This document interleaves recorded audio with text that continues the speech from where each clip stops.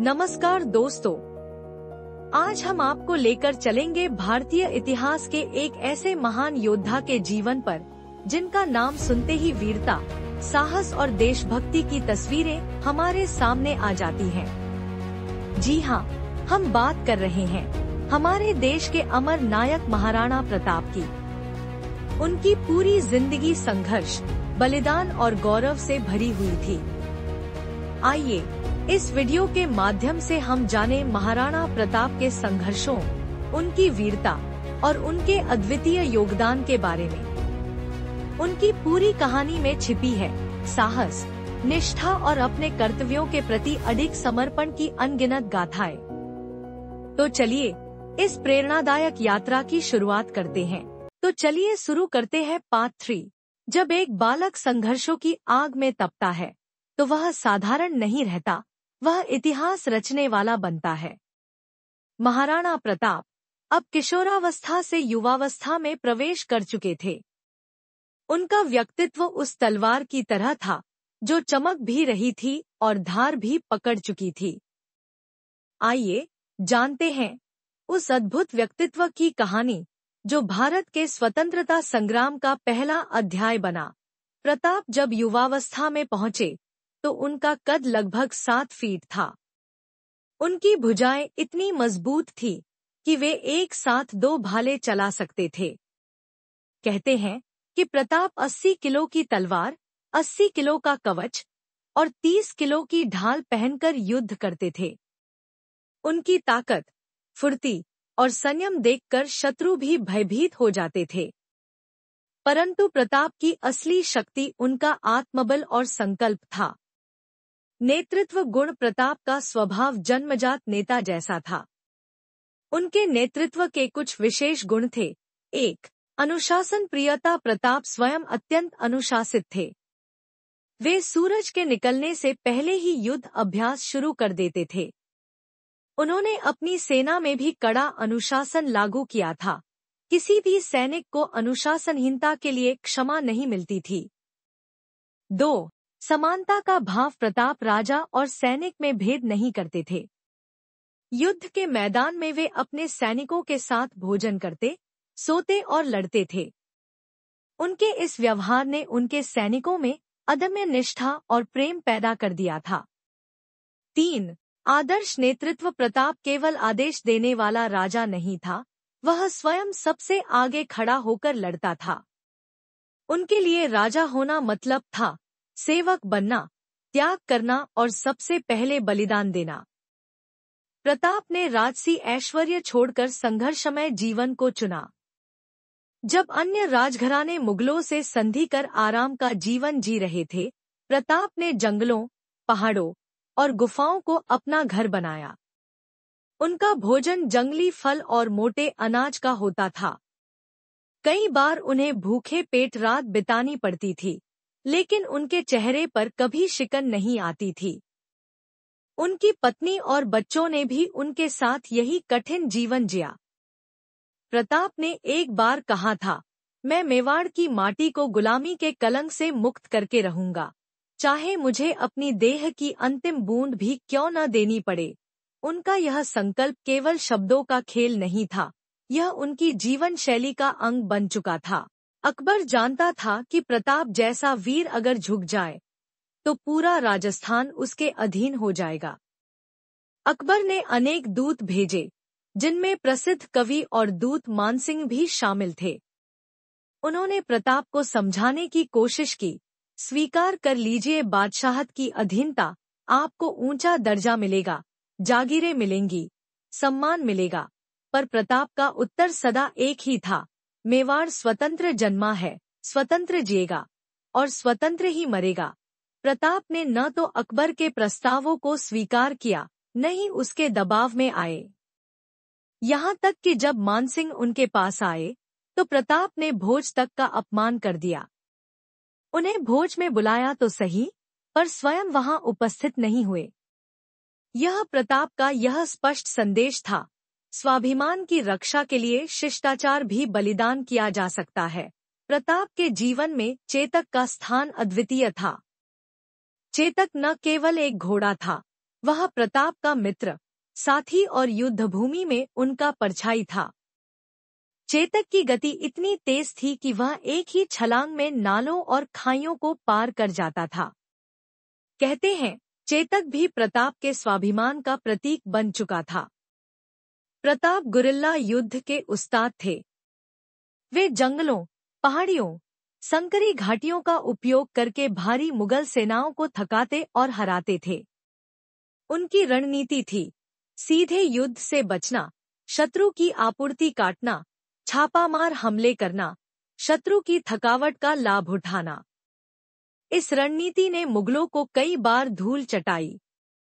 प्रताप का व्यक्तित्व 4 स्तंभों पर टिका था: स्वाभिमान, धर्मनिष्ठा, स्वतंत्रता, प्रेम, त्याग भावना। वे स्वयं को मेवाड़ का सेवक मानते थे, शासक नहीं। उनके लिए गद्दी या राज्य व्यक्तिगत संपत्ति नहीं था, बल्कि जनता के सम्मान और अधिकारों का प्रतीक था। प्रताप को केवल राजपूत ही नहीं, बल्कि भील, मीणा और अन्य जातियां भी अपना नेता मानती थी। भीलों ने प्रताप को अपने राणा के रूप में स्वीकार किया था। भील योद्धाओं ने जंगलों में प्रताप के साथ मिलकर मुगलों से युद्ध किया। प्रताप ने भी इन जनजातियों को सम्मान और बराबरी दी। यह बताता है कि प्रताप का संघर्ष केवल शाही सत्ता के लिए नहीं था, बल्कि जनसामान्य की स्वतंत्रता और स्वाभिमान के लिए था। प्रताप अब पूर्णतः तैयार थे: शारीरिक बल, युद्धकला, नीति, रणनीति और सबसे ऊपर अडिग संकल्प। अब समय आ गया था उस ऐतिहासिक मोड़ का जिसने प्रताप को अमर बना दिया: हल्दी घाटी का युद्ध। अब इतिहास करवट लेगा। अब धरती थर्राएगी, अब तलवारें गरजेंगी और अब जन्म लेगा एक ऐसा युद्ध जिसकी गूंज आज भी गाथाओं में जीवित है। चलिए बढ़ते हैं अगले अध्याय की ओर: हल्दी घाटी का महासंग्राम। भारत का इतिहास कुछ युद्धों से ही नहीं, बल्कि उन युद्धों के पीछे छिपी निष्ठा, साहस और बलिदान से रचा गया है। हल्दी घाटी का युद्ध भी ऐसी ही एक गाथा है, जहां एक वीर ने अकेले ही एक साम्राज्य के अत्याचार को चुनौती दी थी। आइए जानते हैं वह अद्भुत युद्ध जिसने न केवल इतिहास की दिशा बदली, बल्कि एक वीरता की मिसाल भी कायम की। 15 जून 1576 यह वह दिन था जब मेवाड़ और मुगलों के बीच एक ऐतिहासिक युद्ध का आगाज हुआ था। यह युद्ध था हल्दी घाटी का युद्ध, जो राजस्थान के हल्दी घाटी नामक स्थान पर हुआ था। यह युद्ध एक युद्ध नहीं, बल्कि संघर्ष था स्वाभिमान, धर्म और स्वतंत्रता के लिए। मुगल सम्राट अकबर ने अपने सबसे सक्षम जनरल मानसिंह को हल्दी घाटी की ओर भेजा था। दूसरी ओर महाराणा प्रताप अपने छोटे लेकिन दृढ़ संकल्पित सेना के साथ तैयार थे। सिर्फ संख्या में कम होने के बावजूद प्रताप के पास था अद्वितीय रणनीति, घुड़सवारी का कौशल और वीरता। प्रताप ने इस युद्ध के लिए तैयारियां पूरी कर ली थी। उनकी सेना में राजपूतों के अलावा भील और मीणा जैसी जनजातियां भी शामिल थी। इनका विश्वास प्रताप पर अडिग था। प्रताप ने युद्ध से पहले अपने सैनिकों को उत्साहित किया था और युद्ध की तैयारी के लिए कुछ प्रमुख बातें बताई थी। धैर्य और संयम रखो, यह युद्ध हमारे सम्मान का युद्ध है। वह युद्ध नहीं है जो संख्या से जीता जाता है, बल्कि वह युद्ध है जो साहस, धैर्य और रणनीति से जीता जाता है। अकबर ने मानसिंह के नेतृत्व में एक विशाल सेना भेजी थी। मुगल सेना में शामिल थे पैदल सैनिक, घुड़सवार, तोपची, हाथी, जो युद्ध में भारी विनाश कर सकते थे। मुगल सेना की कुल संख्या लगभग 80,000 थी, जबकि प्रताप के पास केवल 20,000 सैनिक थे। 15 जून 1576 को हल्दी घाटी की रेत पर दोनों सेनाओं के बीच घमासान युद्ध शुरू हुआ। यह युद्ध संकरी घाटी में हुआ था, जहां घोड़े और सैनिकों के लिए स्थान कम था। यह युद्ध उस समय के लिए अनोखा था, क्योंकि इसमें पैदल सेना, घुड़सवार और हाथी सभी एक साथ आमने सामने थे। मुगल सेना ने आक्रमण करना शुरू किया। मानसिंह ने अपनी सेना को 2 भागों में विभाजित किया, एक को घेरने के लिए और दूसरे को मुख्यालय पर हमला करने के लिए भेजा।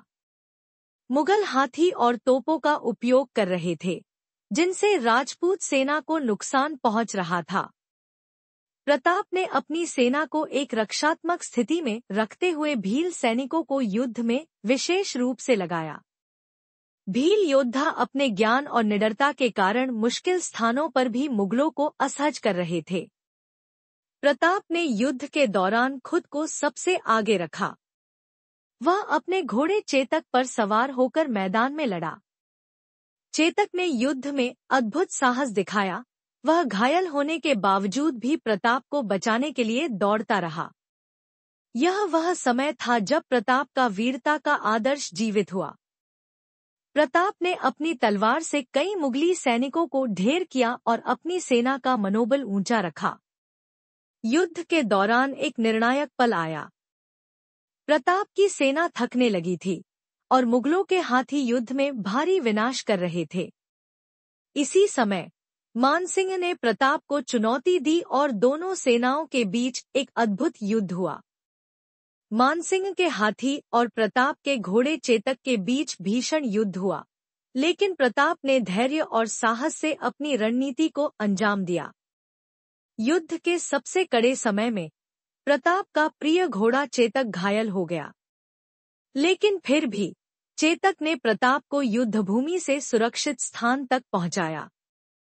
अंततः चेतक की वीरता के बावजूद उसकी जान चली गई, लेकिन उसका बलिदान युद्ध के इतिहास में अमर हो गया।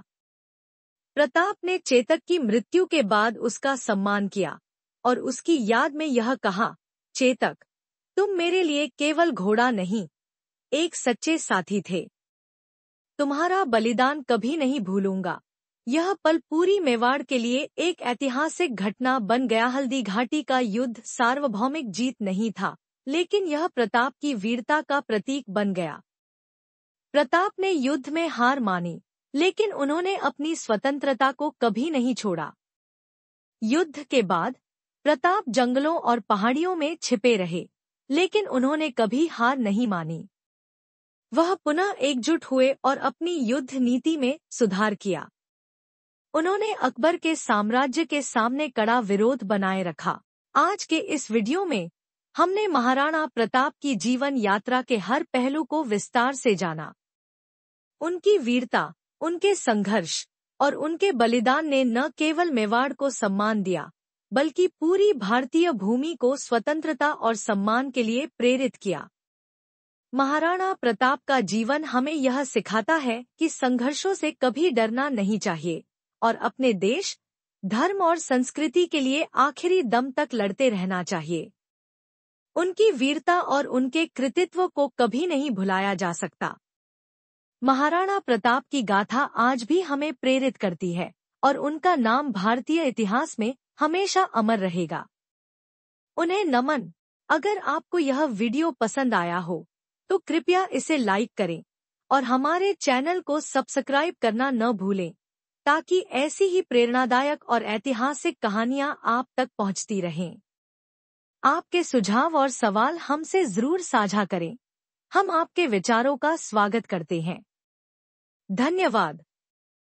और चलते रहिए संघर्ष और समर्पण के पथ पर, क्योंकि महाराणा प्रताप का जीवन यही सिखाता है, कभी हार मत मानो। अगले पाठ के लिए हमारे चैनल को सब्सक्राइब करें।